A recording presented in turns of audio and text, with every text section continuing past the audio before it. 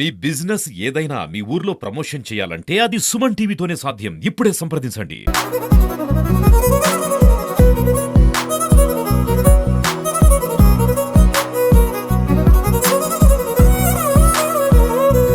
Welcome to Suman TV. This is Satyam Prasad. Chittoor నగరపాలక సంస్థ ఆధ్వర్యంలో చిత్తూరు నగరంలోని లెనిన్ నగర్ 47వ వార్డులో డంపింగ్ యార్డ్ ఉన్న విషయం అందరికీ తెలిసిందే.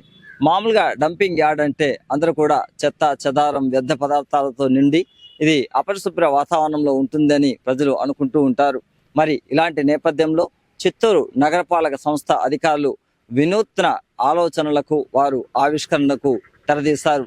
ఈ నేపథ్యంలో మున్సిపల్ పారిశుద్ధ్య కార్మికులు ప్రతిరోజు చెత్త సేకరణలో భాగంగా వారు ప్లాస్టిక్ వ్యర్థాలను, అదేవిధంగా టైర్లు, ఇతర ప్లాస్టిక్ కవర్లు, ప్లాస్టిక్ ప్లేట్లు, లేదంటే పేపర్ ప్లేట్లు ఇవన్నీ కూడా పడేస్తూ ఉంటారు. వాటన్నిటిని సేకరించి ఈ వ్యర్థాలను వ్యర్థంగా కాకుండా వాటిని ఒక అందమైన ఆకృతుల్లో తయారు చేసి ఈ డంపింగ్ యార్డ్కి ఒక వన్నె తెచ్చారు. ఇవన్నీ కూడా చిత్తూరు నగరపాలక కమిషనర్ నరసింహ ప్రసాద్, అదేవిధంగా ఎంహెచ్ఓ లోకేష్ ఆధ్వర్యంలో ఇక్కడ పారిశుద్ధ్య అధికారులు ఈ వినూత్నమైన ఆలోచనలకు ఆవిష్కరణలకు తెరదీశారు. ఇందులో భాగంగా మనం ఇప్పుడు స్క్రీన్ పైన చూస్తూ ఉన్నాం.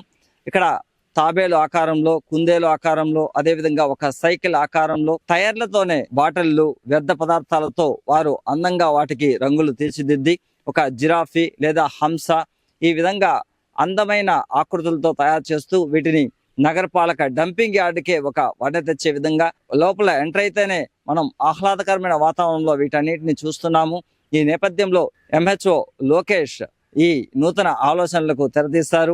పారిశుద్ధ్య కార్మికులతో ఇలాంటి మంచి మంచి ఆకృతులతో అందంగా తీర్చిదిద్ది వీటిని ఇక్కడ తెరపైకి తీసుకొచ్చారు. దీంతో పాటు ప్రకృతి సేద్యాన్ని చేస్తూ ఉన్నారు. ఇందులో భాగంగా బీరకాయలు, బెండకాయలు, వంకాయలు ఇలాంటివి వారు ప్రకృతి సిద్ధంగా వ్యవసాయం చేస్తూ వాటిలో వచ్చిన ఈ బెండకాయలు, బీరకాయలను కూడా వారు అమ్మి లాభాలు కూడా సంపాదించుకునే ఒక స్వచ్ఛమైన కార్యక్రమానికి కూడా వారు తెరదీశారు. అంటే ప్రకృతి వ్యవసాయానికి కూడా వారు ఇక్కడ ఆలోచనలకు ఆవిష్కరణలకు తెరదీస్తూ ఉన్నారు.